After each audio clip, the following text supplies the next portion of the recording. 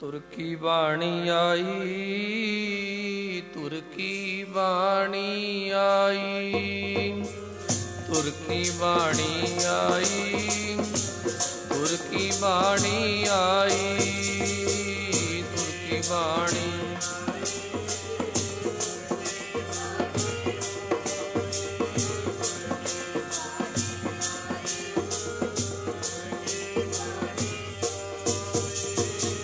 ਤੁਰ ਕੀ ਬਾਣੀ ਆਈ, ਤੁਰ ਕੀ ਬਾਣੀ ਆਈ, ਤੁਰ ਕੀ ਬਾਣੀ ਆਈ, ਤੁਰ ਕੀ ਬਾਣੀ ਆਈ।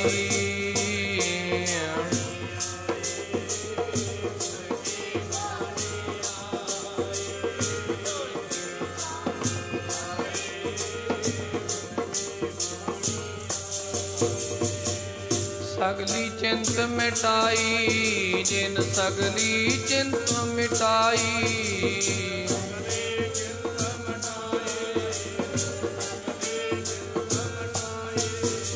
तिन सगली चिंत मिटाई, तिन सगली चिंत मिटाई।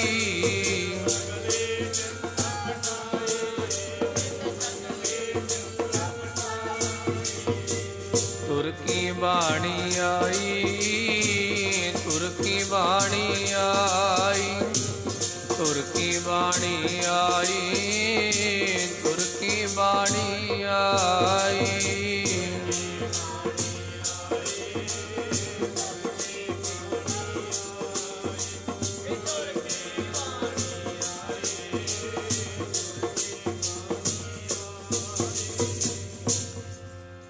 बाणी गुरु गुरु है बाणी, बिच बाणी अमृत सारे। गुरबाणी कह सेवक जन मानै, परतख गुरु निस्तारे। तुर की बाणी आई, तुर की बाणी आई, तिन सगली चिंत मिटाई। दयाल पुरख मेहरबाना, हर नानक साच बखाना।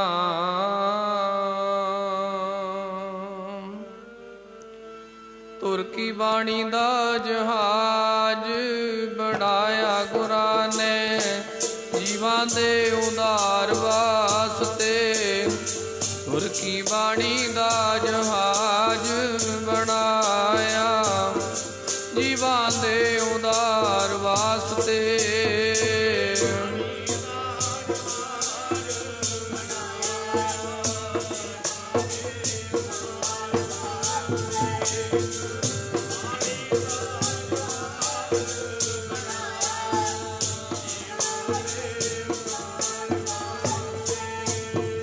तुर की बाणी दा जहाज बनाया, जहाज बनाया, जीवां दे उदार वास्ते।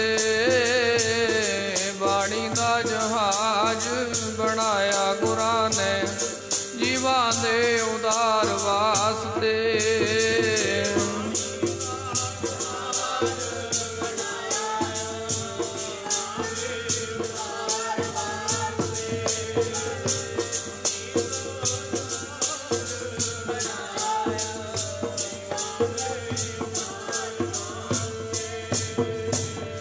जीवां दे जी उदार वास्ते, जीवां दे जी उदार वास्ते।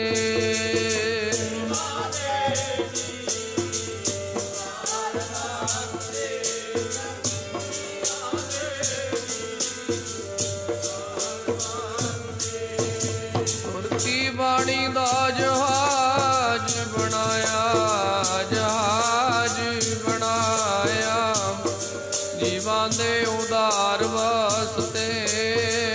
बाणी दा जहाज बनाया गुरां ने, जीवां दे उदार वास्ते।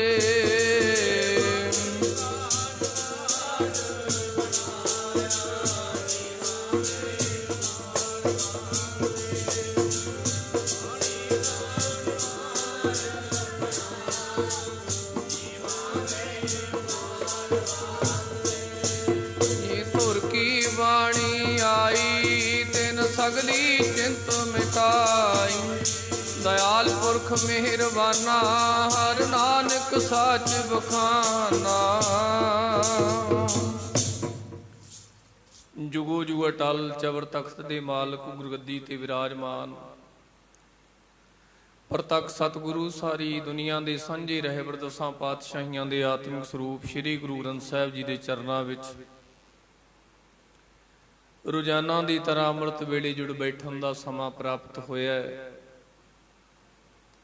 ਸਤਿਗੁਰੂ ਜੀ ਰਹਿਮਤ ਕਰਦੇ ਹਨ, ਬਖਸ਼ਿਸ਼ ਕਰਦੇ ਹਨ, ਉਦਮ ਉਪਰਾਲਾ ਬਖਸ਼ ਕੇ ਆਪਣੇ ਮੁਬਾਰਕ ਚਰਨਾਂ ਵਿੱਚ ਬਹਿ ਕੇ ਬਾਣੀ ਪੜ੍ਹਨ ਸੁਣਨ ਦਾ ਬਲ ਬਖਸ਼ਦੇ ਹਨ।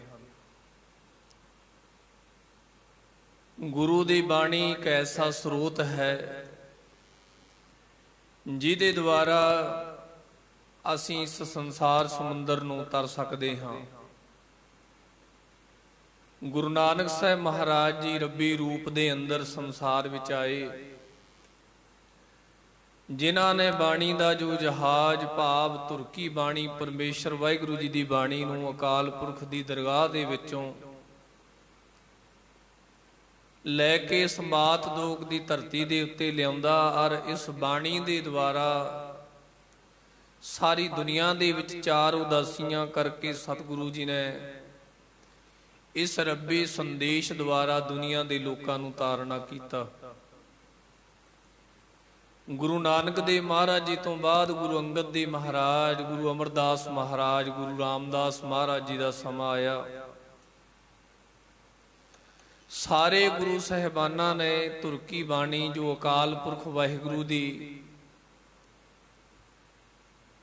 ਰੱਬੀ ਗੁਰਬਾਣੀ ਜੋ ਅਕਾਲ ਪੁਰਖ ਵਾਹਿਗੁਰੂ ਦੀ ਗੁਰੂ ਸਾਹਿਬਾਨਾਂ ਦੀ ਜੇਨ ਵਿੱਚ ਉਤਰਦੀ ਸਤਿਗੁਰੂ ਮਹਾਰਾਜ ਜੀ ਉਹ ਉਚਾਰਨ ਕਰਦੇ ਜਾਂਦੇ, ਔਰ ਗੁਰੂ ਸਾਹਿਬ ਜੀ ਦੇ ਨਾਲ ਰਹਿਣ ਵਾਲੇ ਸਿੱਖ ਗੁਰੂ ਜੀ ਦੇ ਹੁਕਮ ਦੇ ਅਨੁਸਾਰ ਉਸ ਬਾਣੀ ਦਾ ਉਤਾਰਾ ਸਮੇਂ ਸਮੇਂ ਸਿਰ ਕਰਦੇ ਰਹਿੰਦੇ। ਇਹ ਗੁਰਬਾਣੀ ਪੋਥੀਆਂ ਦੇ ਰੂਪ ਦੇ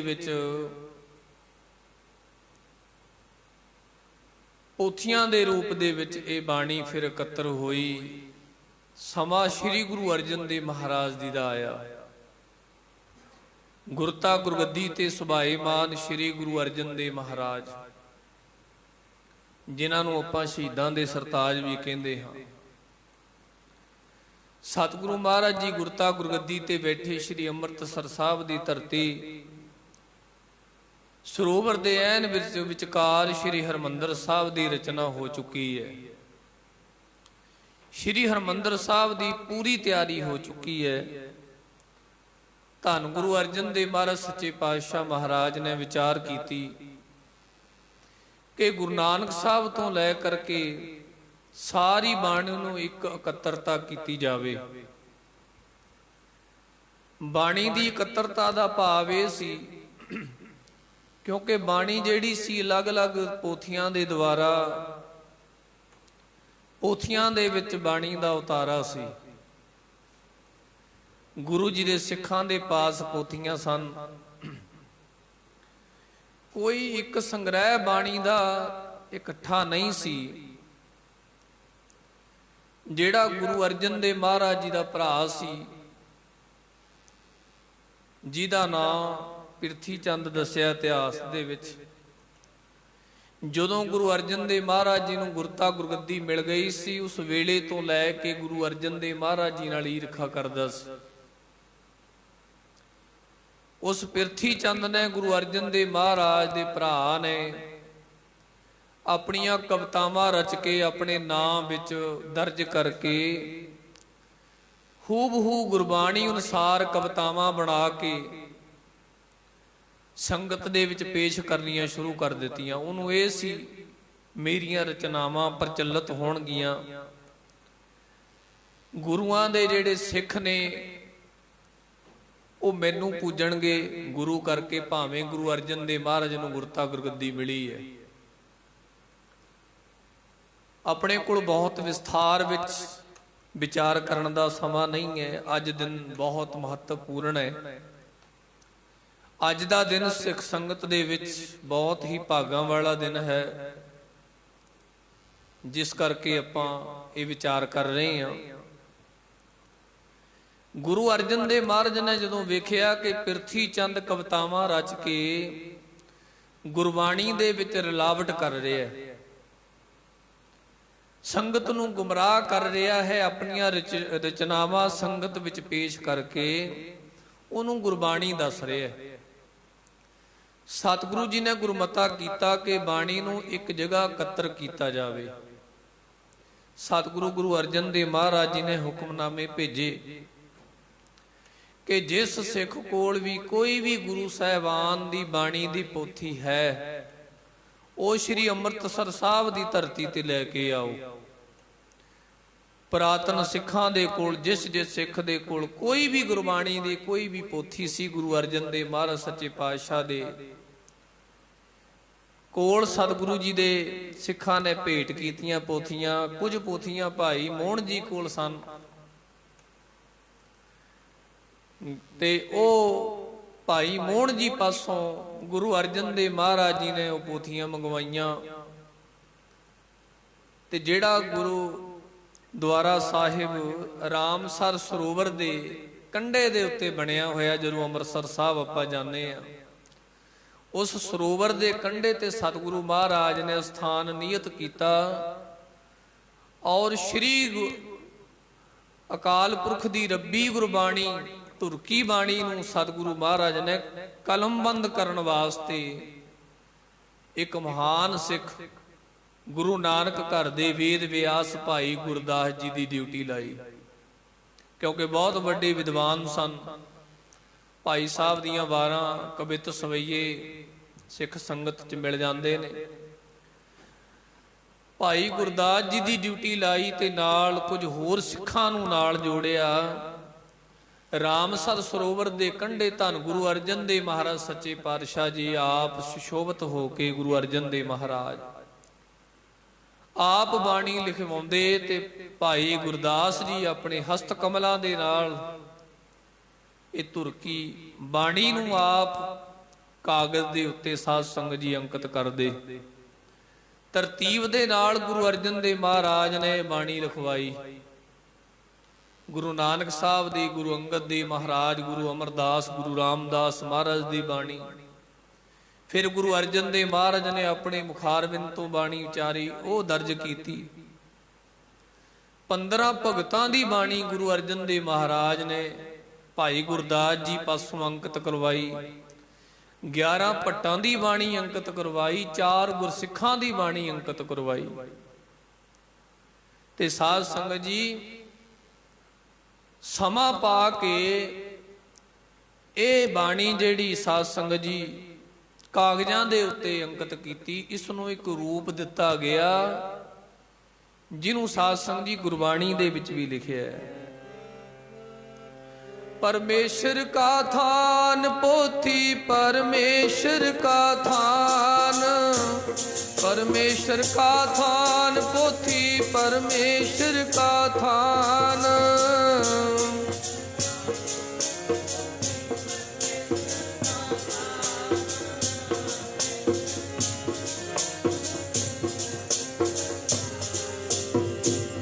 परमेश्वर का थान पोथी परमेश्वर का थान, परमेश्वर का थान पोथी परमेश्वर का थान।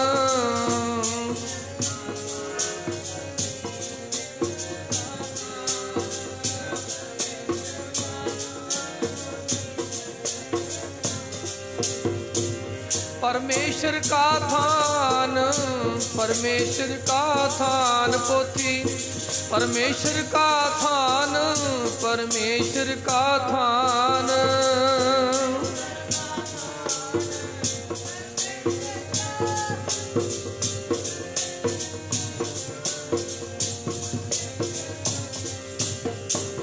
परमेश्वर का थान पोथी परमेश्वर का थान, परमेश्वर का थान पोथी परमेश्वर का थान।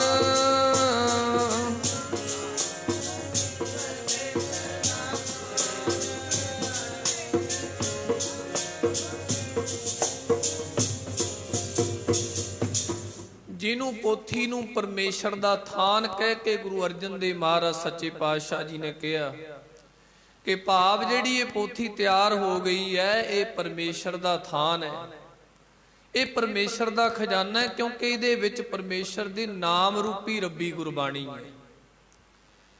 ਫਿਰ ਜਦੋਂ ਇਹ ਸੰਗ੍ਰਹਿ ਤਿਆਰ ਕੀਤਾ ਗਿਆ, ਫਿਰ ਭਾਈ ਬੰਨੋ ਦੀ ਡਿਊਟੀ ਲਾਈ ਕਿ ਲਾਹੌਰ ਜਾ ਕੇ ਇਸ ਦੀ ਜਿਲਦ ਬਣਵਾਈ ਜਾਵੇ। ਭਾਈ ਬੰਨੋ ਨਾਮ ਦਾ ਗੁਰੂ ਕਾ ਸਿੱਖ ਗੁਰੂ ਅਰਜਨ ਦੇਵ ਮਹਾਰਾਜ ਸੱਚੇ ਪਾਤਸ਼ਾਹ ਦੇ ਹੁਕਮ ਅਨੁਸਾਰ ਇਸ ਪੋਥੀ ਦੀ ਜਿਲਦ ਬਣਾਉਣ ਵਾਸਤੇ ਲਾਹੌਰ ਗਿਆ। ਉੱਥੋਂ ਜਿਲਦ ਬਣਵਾ ਕੇ ਤੇ ਫੇਰ ਵਾਪਸ ਇਹ ਪੋਥੀ ਸਾਹਿਬ ਜਿਹੜੀ ਸ਼੍ਰੀ ਅੰਮ੍ਰਿਤਸਰ ਸਾਹਿਬ ਦੀ ਧਰਤੀ ਤੇ ਲਿਆਂਦੀ ਗਈ। ਤੇ ਧੰਨ ਗੁਰੂ ਅਰਜਨ ਦੇਵ ਮਹਾਰਾਜ ਨੇ ਇਸ ਪੋਥੀ ਨੂੰ, ਜਿਹਨੂੰ ਆਦਿ ਸ਼੍ਰੀ ਗੁਰੂ ਗ੍ਰੰਥ ਸਾਹਿਬ ਕਿਹਾ ਜਾਂਦਾ ਹੈ, ਜਿਹੜੀਆਂ ਗੁਰੂ ਗ੍ਰੰਥ ਸਾਹਿਬ ਦੀਆਂ ਬੀੜਾਂ ਤੇ ਆਪਾਂ ਪਾਠ ਪੜ੍ਹਦੇ ਸੁਣਦੇ ਆਂ, ਇਹ ਦਮਦਮੀ ਬੀੜਾਂ ਹਨ। ਇਹ ਗੁਰੂ ਗੋਬਿੰਦ ਸਿੰਘ ਮਹਾਰਾਜ ਨੇ ਸ਼੍ਰੀ ਦਮਦਮਾ ਸਾਹਿਬ ਦੀ ਧਰਤੀ ਤੇ ਭਾਈ ਬਾਬਾ ਦੀਪ ਸਿੰਘ, ਭਾਈ ਮਨੀ ਸਿੰਘ ਪਾਸੋਂ ਲਿਖਵਾਈਆਂ। ਪਰ ਜਿਹੜੀ ਸਾਧ ਸੰਗਤ ਜੀ ਬੀੜ ਗੁਰੂ ਅਰਜਨ ਦੇਵ ਮਹਾਰਾਜ ਨੇ ਭਾਈ ਗੁਰਦਾਸ ਜੀ ਦੇ ਉੱਥੋਂ ਲਿਖਵਾਈ ਸੀ, ਪਹਿਲਾਂ ਉਹਦਾ ਨਾਮ ਪੋਥੀ ਸਾਹਿਬ ਰੱਖਿਆ ਗਿਆ।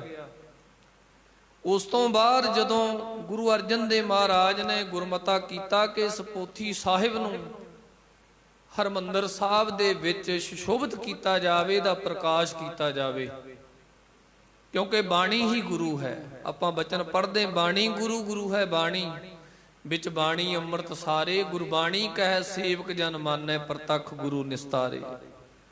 ਸਮਾਂ ਨਿਯਤ ਕੀਤਾ ਗਿਆ, ਦਿਨ ਨਿਯਤ ਕੀਤਾ ਗਿਆ।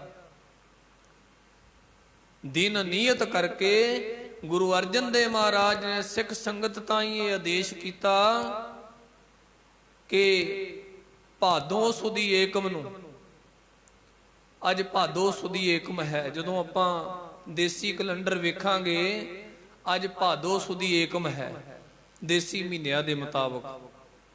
1604 ਈਸਵੀ ਦੀ ਗੱਲ ਹੈ।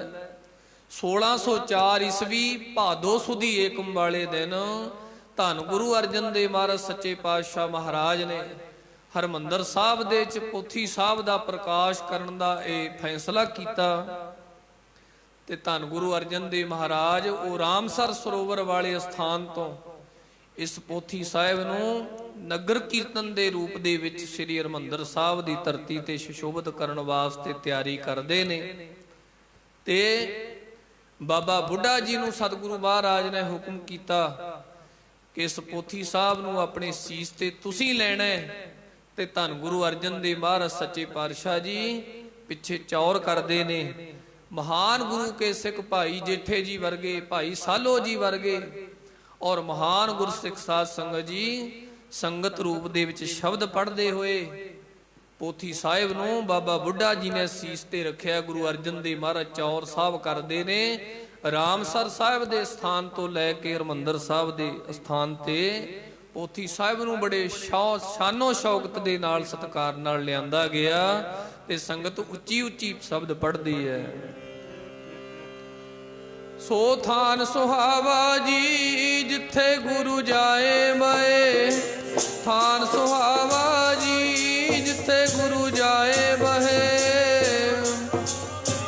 ਸਾਰੇ ਜਪਿਆ ਕਰੋ।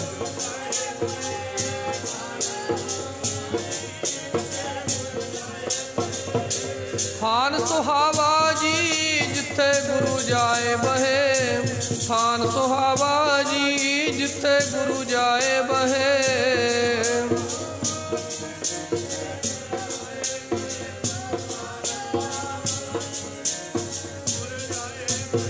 ਜਿੱਥੇ ਬੈਠ ਗਏ ਨੇ ਸਤਿਗੁਰ ਮੇਰੇ, ਧਰਤੀ ਨੂੰ ਭਾਗ ਲੱਗ ਗਏ। ਜਿੱਥੇ ਬੈਠ ਗਏ ਨੇ ਸਤਿਗੁਰ ਮੇਰੇ, ਧਰਤੀ ਨੂੰ ਭਾਗ ਲੱਗ ਗਏ।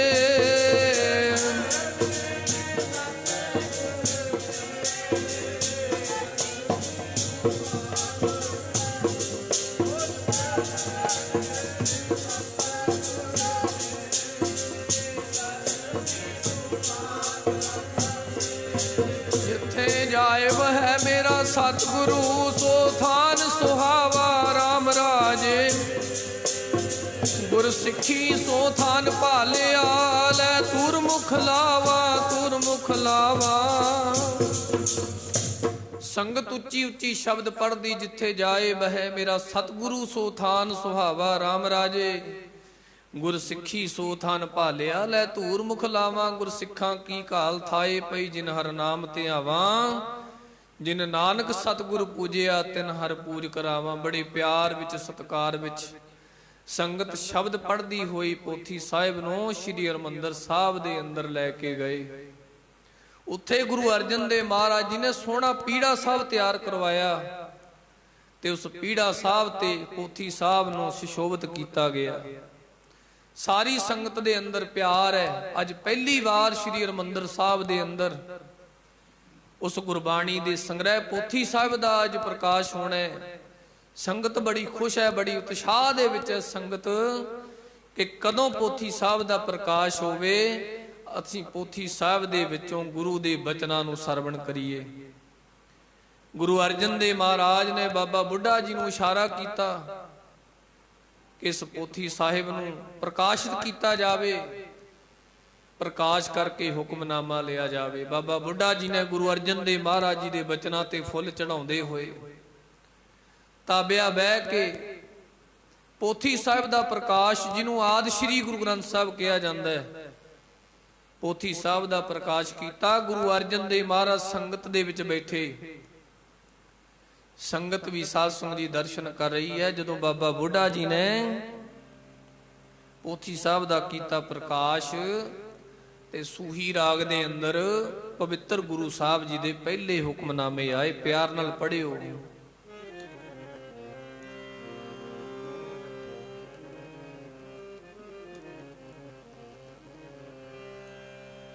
संता के कारज आप खलोया, संता के कारज, संता के कारज आप खलोया। संता के कारज, संता के कारज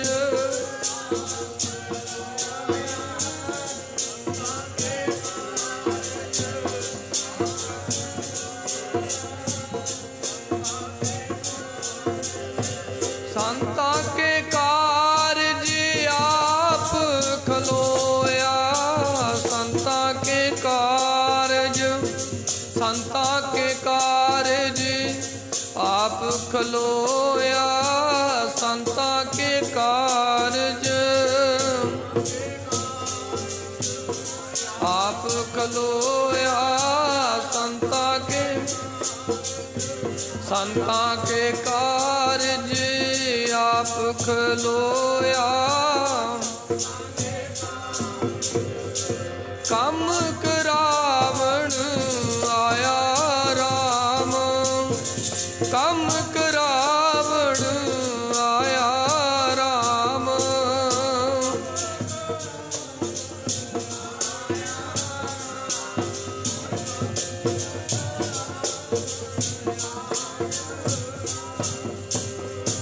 कम करावण आया राम हारे, कम करावण आया राम।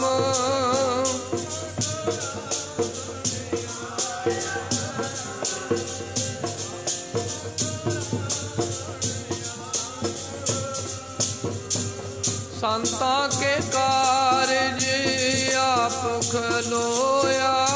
संता के कारज, संता के कारज आप खलोया।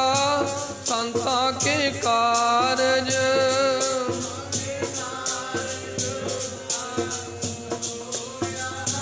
संता के कारज, संता के कारज आप खलोया।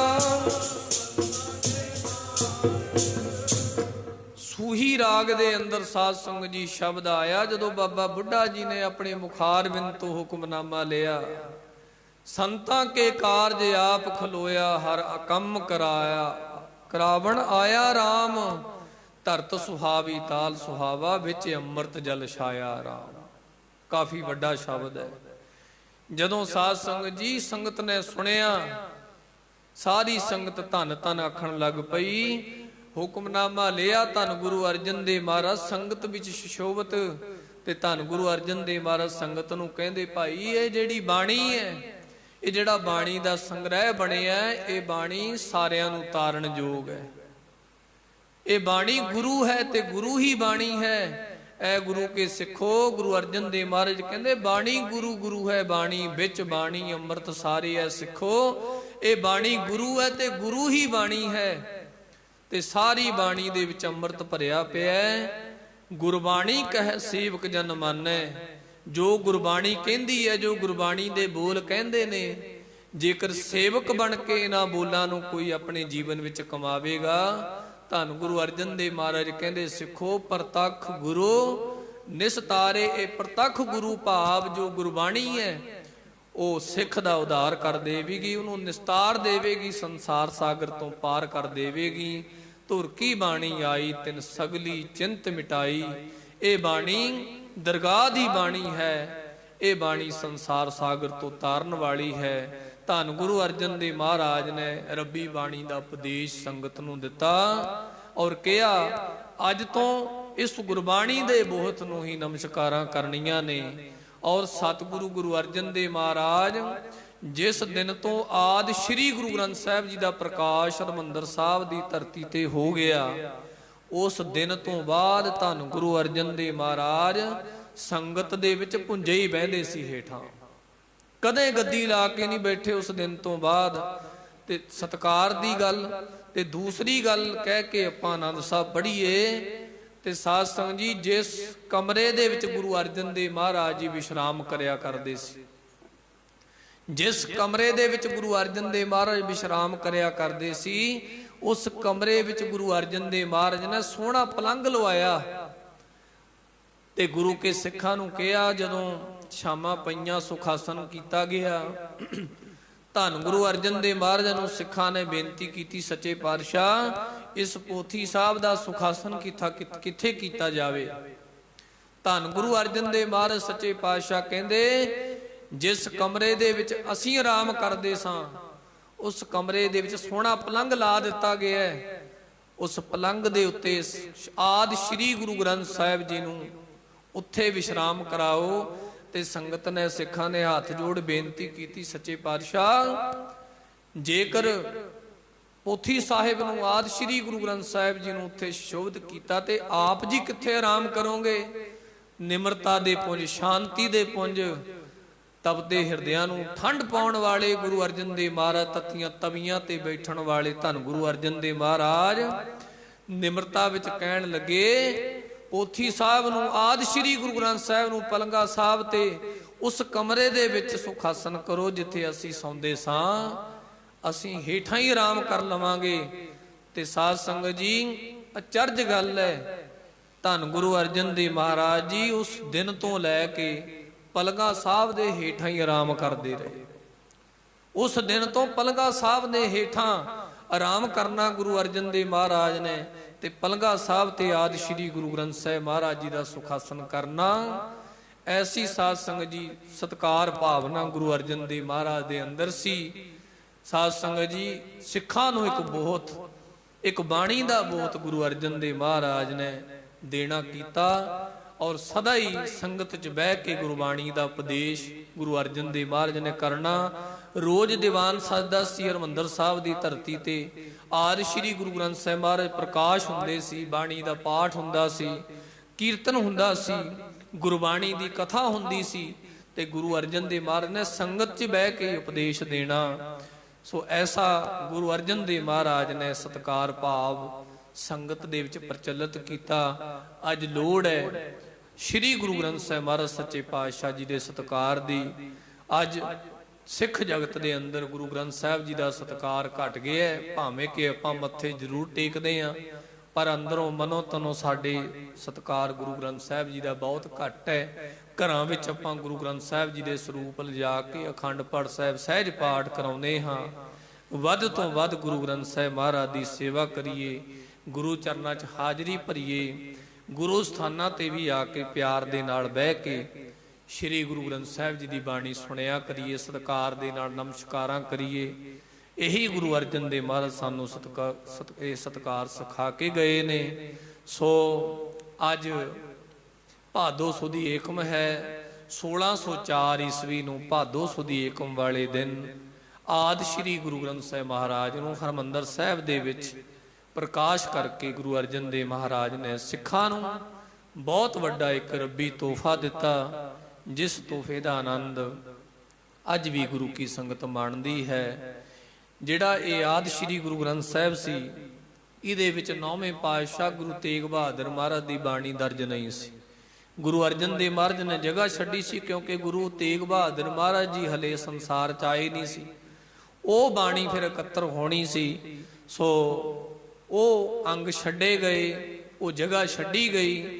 5 गुरु साहिबानां दी बाणी, 15 भगतां दी, 11 भट्टां दी ते 4 गुरसिखां दी बाणी रागमाला समेत गुरु अर्जन देव महाराज ने आदि श्री गुरु ग्रंथ साहिब दे विच ਇਹ ਸ਼ੋਭਤ ਕੀਤੀ ਸੀ। सो अज वो पवित्र दिहाड़ा है।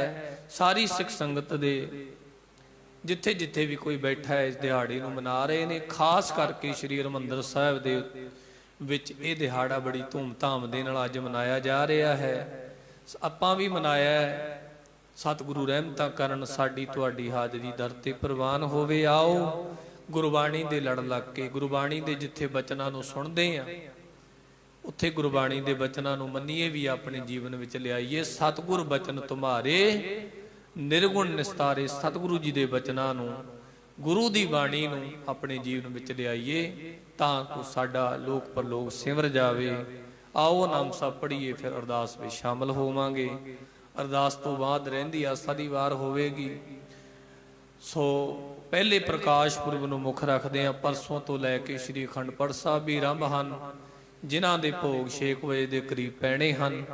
बाद विच आउण वाली संगत भोग सरवण करके जाना। आओ रल मिल के सारे आनंद साहब पढ़ीए। रामकली महला तीजा। आनंद एको ओंकार सतगुर प्रसाद।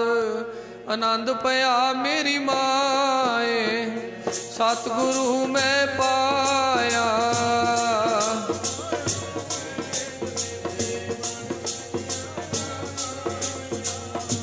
राग रतन परवार परियां, शब्द गावण आईयां।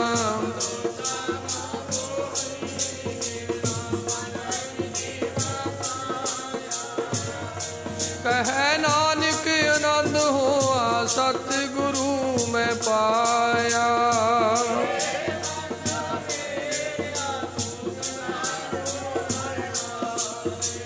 हर नाल रो तू मन मेरे, दुख सब विसारना।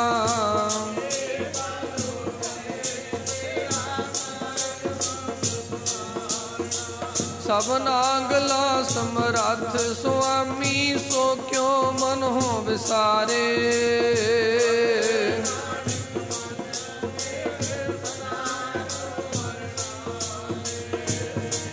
साचे साहिबा क्या नहीं करते रहे।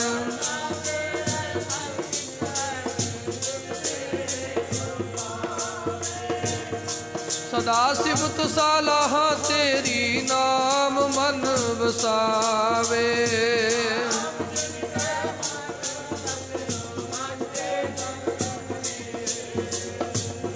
कहे नानक सच्चे साहिब क्या नहीं करते रह सच्चा।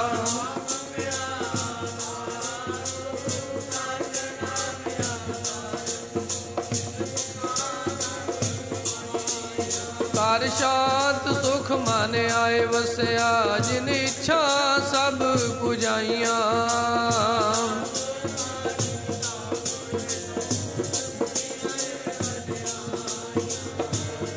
कह नानक सुनो संतो, शब्द तरो प्यारो साचा।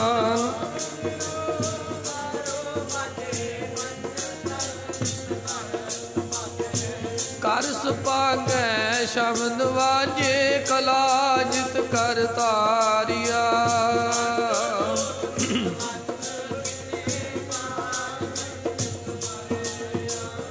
और पाया तुद जिनको से नाम हर कै लागे।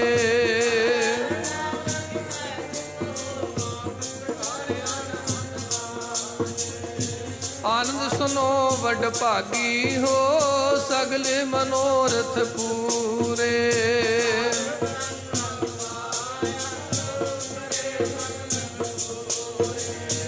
दुख रोग संताप उतरे सुनी सच्ची बाणी।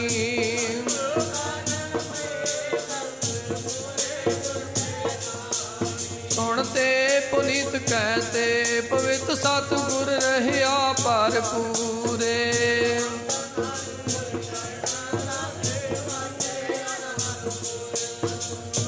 पवन गुरु पाणी पिता माता तरत मात।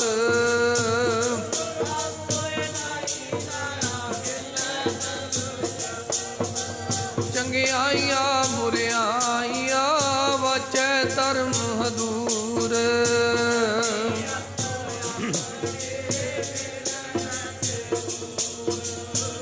जिनी नाम त्याया गए मसक्कत काल।